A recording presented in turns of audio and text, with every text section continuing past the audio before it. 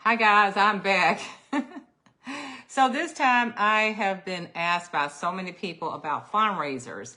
Now, I won't say that I am a fundraiser expert, but I have done several, and there are just so many different ways of doing fundraisers. So we are independent consultants, so we work our fundraisers independently.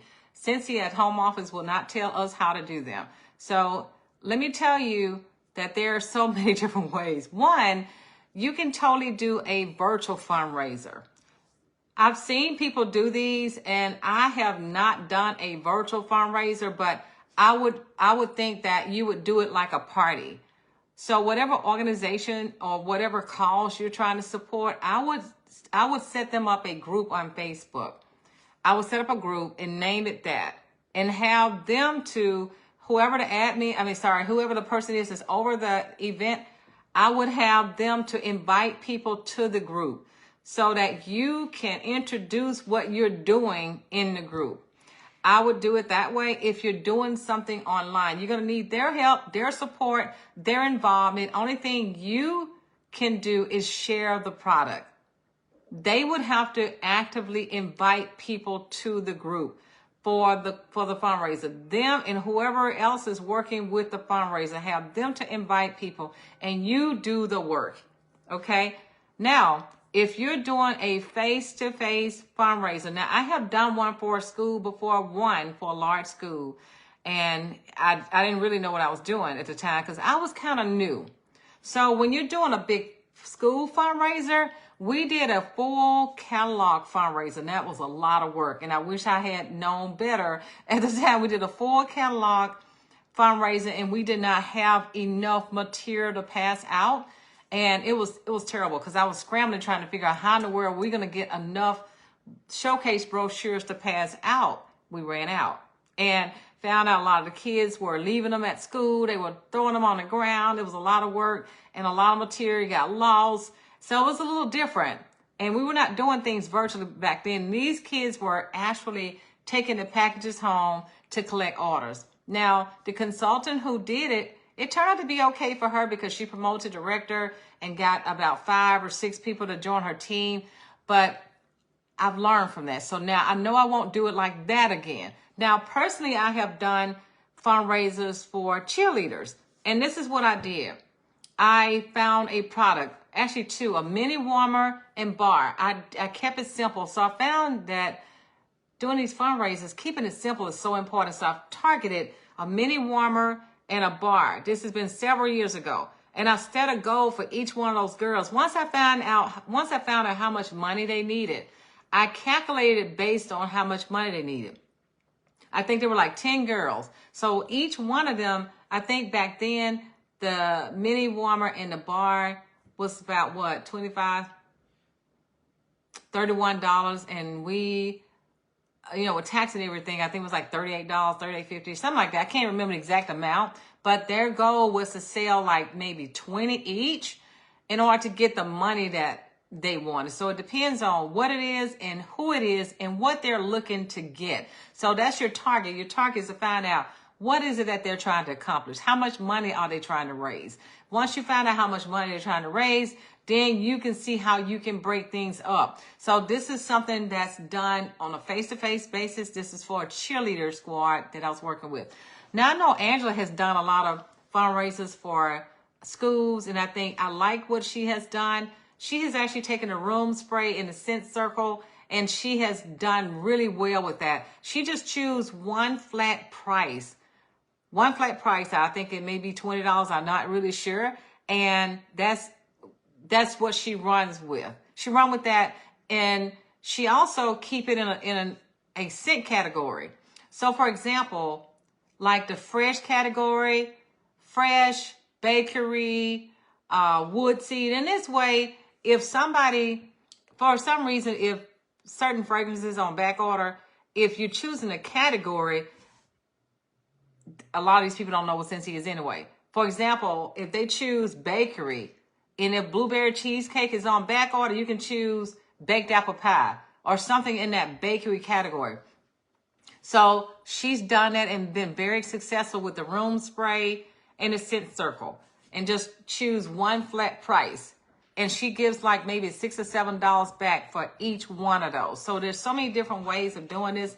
I've actually seen people do cent circle fundraisers where, you know, that's a little different now because of the packaging now. It's a little different. And I've seen fragrance flower fundraisers, and those are $18. I've seen where people can up the price just so they can satisfy whatever it is that the organization is trying to raise money for. I've seen that. And I've also, now me personally, I do a lot of fundraising events, like a regular event. So there are various causes that I support. And these that I support, they come through referrals. I've actually been referred to various causes, like, for example, battered women, displaced kids, and these auxiliaries, what they do, they look for people like us to try to help them raise money. So they will actually have a place that they may rent, and they'll set me up in there. And whenever I sell something, I donate 20 up to anywhere between 15 and 20% or 25% in my profit back to the organization. So that's just so many different ways of doing this. Even when my daughter was trying to go to, when we went to Spain and we went to Scotland. So I've actually done individual fundraisers many times for many people. So with the individual fundraiser, you just set it up like a party. I set up like a party, and I had my daughter to go and collect orders. On those, for each order that she got, I kept up with it. I gave money back towards the trip.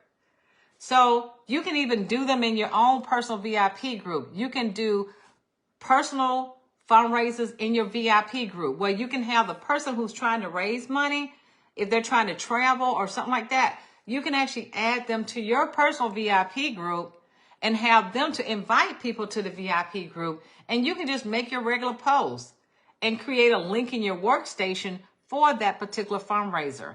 And every time you get an order, you can agree to give them maybe all of your commissions. So it's just so many different ways of doing this. Now, the material that you hand out, that's totally left up to you.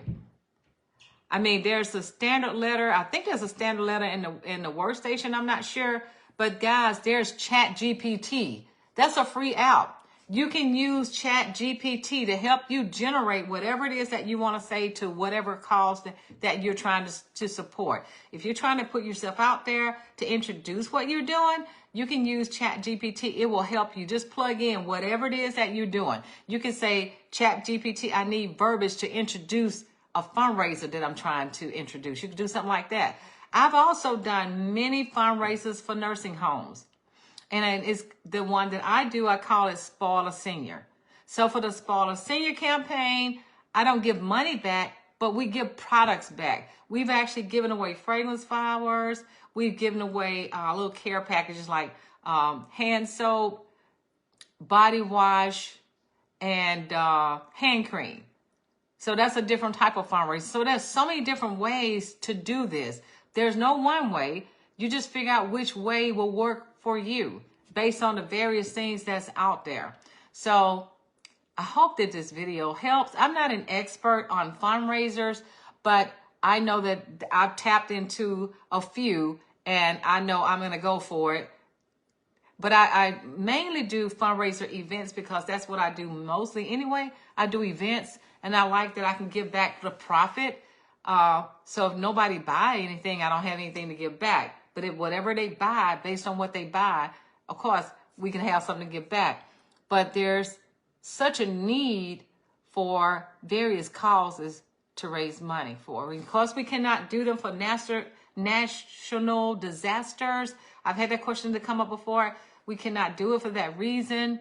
But you can do it for, let's say, an individual person, house burned down, and they're needing extra money because they've been displaced. If it's an individual person and not a national catastrophe, you can totally do that.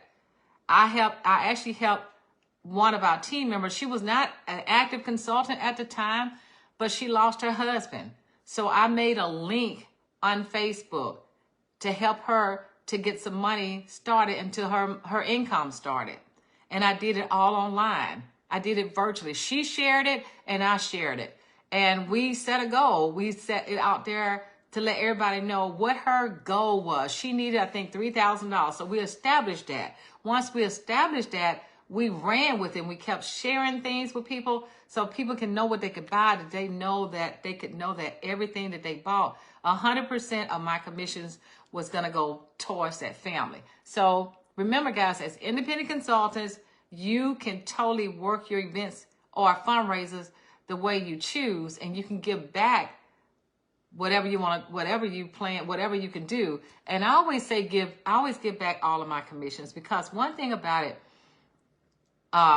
once they sell a certain amount, once it goes over a certain amount, our commissions go up. That means you can give back more. And once we set up these parties, that makes it possible for you to be able to give back even more if you put the orders in a party. So it's just so many different ways of doing it, guys. I'm just so thrilled that we are in a position where we can give back. It's just great. Hopefully these tips will help you guys if you're considering doing fundraisers. And of course, there are more videos that you can totally go out there and watch. Take care, guys. Love you. Bye.